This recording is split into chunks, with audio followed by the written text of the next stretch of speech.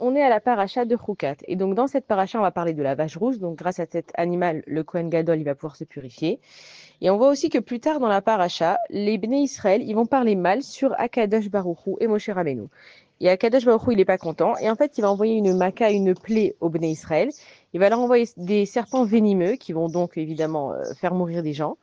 Et il dit à Moshe Rabbeinu, le remède pour que ces serpents venimeux ils s'en aillent, c'est qu'il faut que tu accroches sur un bâton très haut un serpent d'écrin. Et que dès que les Béné Israël ils vont regarder ce serpent, ils regarderont vers le ciel et ils vont guérir. Déjà, en fait, c'est fou parce qu'on voit que dans les pharmacies, il y a toujours une croix et autour, il y a un serpent autour d'un bâton. Et ça vient de là. Ça vient de là que Akadosh Baruch Hu, en fait, c'est lui qui a créé une médication qui est simplement de regarder dans le ciel et que c'est Dieu qui guérit. Et donc, les pharmacies qui vendent des médicaments, elles ont repris un petit peu cet emblème. Maintenant, qu'est-ce que ça signifie? Que pour se débarrasser de la plaie des serpents venimeux, il fallait simplement regarder un serpent autour d'un bâton. Et en fait, toute l'explication, c'est qu'il faut regarder vers Akadosh Baruch Hu pour être guéri. Donc, contre les serpents venimeux, on avait un serpent d'écrin qui était accroché au ciel. Ça veut dire que la même chose qui les a tués, c'est la même chose qui va les guérir. Ça veut dire simplement que, en fait, le remède, il est simplement, en fait, dans la plaie elle-même. Et on voit ça même avec le mot Nisayon. Nisayon, ça veut dire épreuve. Et dans le mot Nisayon, il y a le mot Nes qui veut dire miracle. Ça veut dire qu'en fait, dans le mot épreuve, en hébreu évidemment, il y a aussi le mot miracle. Akadosh Baruch Hu, quand il t'envoie une épreuve, c'est par là que ta solution, elle peut venir. Nous, on a l'impression que quand on a des problèmes, on n'a jamais de solution et comment on va s'en sortir. Mais il faut comprendre qu'en fait, le problème, c'est là qu'il y a la solution. C'est que dans ta maladie, tu as la guérison. On voit qu'il y a des personnes, des fois, qui tombent malades. Et dans cette maladie, elles se sont remises en question, elles ont changé leur habitude de vie, des fois leur alimentation, elles ont changé surtout leur comportement, ça leur a appris beaucoup de leçons. Des fois, elles ont été séparées de leur famille, maintenant elles vont apprécier leur famille.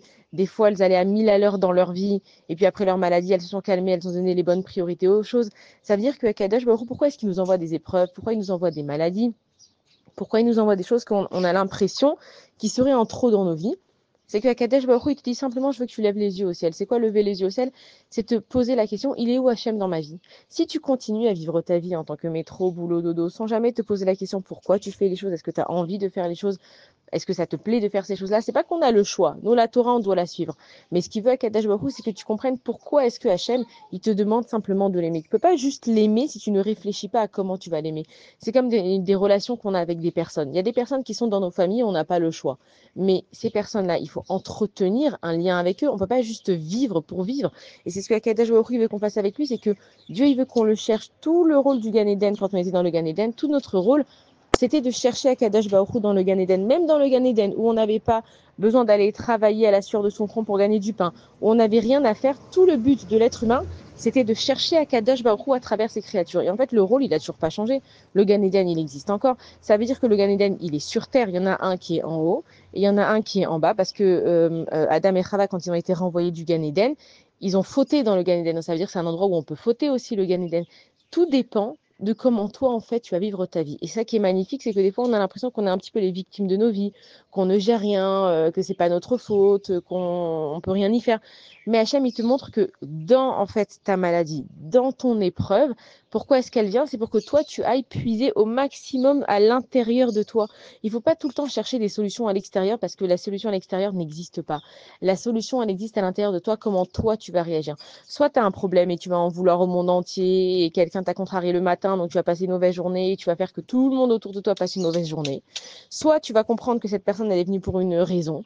Tu vas travailler sur toi et te dire, bon, je vais quand même garder ma bonne humeur. Bon, c'est Akadosh Baruch Hu qui me l'a envoyé, je vais rester de bonne humeur aussi. Et à ce moment-là, en fait, c'est toi qui décides de comment tu vas vivre ton épreuve. Et c'est la même chose avec les serpents venimeux. C'est que Akadosh Baruch Hu, il était en train de leur dire, regardez un serpent.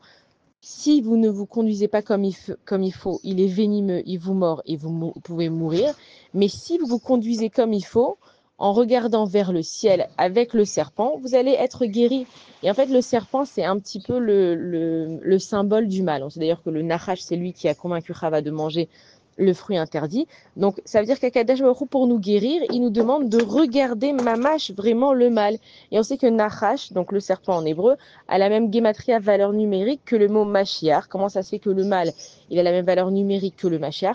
Ça veut dire que, en fait, quand on a des épreuves dans nos vies, c'est pas pour nous casser, c'est pas pour qu'on soit désespéré, c'est pas pour qu'on lâche, c'est simplement pour qu'on cherche à se guérir. Comment on se guérit? En levant les yeux au ciel et en regardant Akadosh Baruch Hu.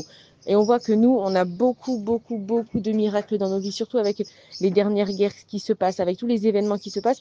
Le peuple juif, c'est pas un peuple de la logique, c'est un peuple de miracles. Et le seul miracle qu'on peut s'attendre, c'est quand on lève les yeux au ciel. Donc, si on ne veut pas en fait être des victimes de nos vies, mourir, rater sa vie, être victime de ces épreuves, lève les yeux au ciel. Tout ce que Akadosh Baruch Hu, il veut, c'est que tu déclenches un dialogue avec lui. Alors c'est vrai qu'on va faire notre tefila, et c'est très bien de faire sa tefila, mais Akadosh Baruch Hu, il veut que tu lui parles de son cœur. C'est comme si maintenant un enfant, il vient et il va réciter une poésie. Alors elle est magnifique, la poésie, il a bien récité, il a bien dit, il a mis la bonne intonation. Mais si un enfant, il vient et il récite un poème de lui-même, que lui-même, il a écrit, par exemple, pour sa mère ou son père, ça change tout. Et c'est exactement la même chose avec Akadosh Baruch Hu. Prier, c'est bien, c'est extraordinaire, mais est-ce que tu parles à Akadosh Baruch Hu avec ton cœur? Est-ce que tu lui as dit ce que tu ressens? Tu te lèves le matin et tu dis, Hachem, regarde, aujourd'hui j'ai une journée compliquée. Est-ce que tu peux m'aider dans telle et telle chose? Hachem, merci. Ou à la fin de la journée, Hachem, je voulais te remercier parce qu'aujourd'hui, j'ai pu sortir, j'ai pu m'acheter, j'ai pu travailler, j'ai pu avoir ce poste. Ou bien même quand tu as une épreuve, Akadosh Baruch Hu, merci pour cette épreuve, je ne sais pas pourquoi elle est venue, mais je sais que tu vas m'aider. En fait, c'est ça qui cherche Akadosh Baruch Hu. Donc le secret du serpent, c'est que si tu utilises ta vie pas comme il faut, eh ben, c'est un serpent venimeux. Et que si tu utilises ta vie comme il faut, ça peut être un serpent où tu regardes vers le ciel et qui te guérit. Shabbat shalom à tous et des bonnes nouvelles.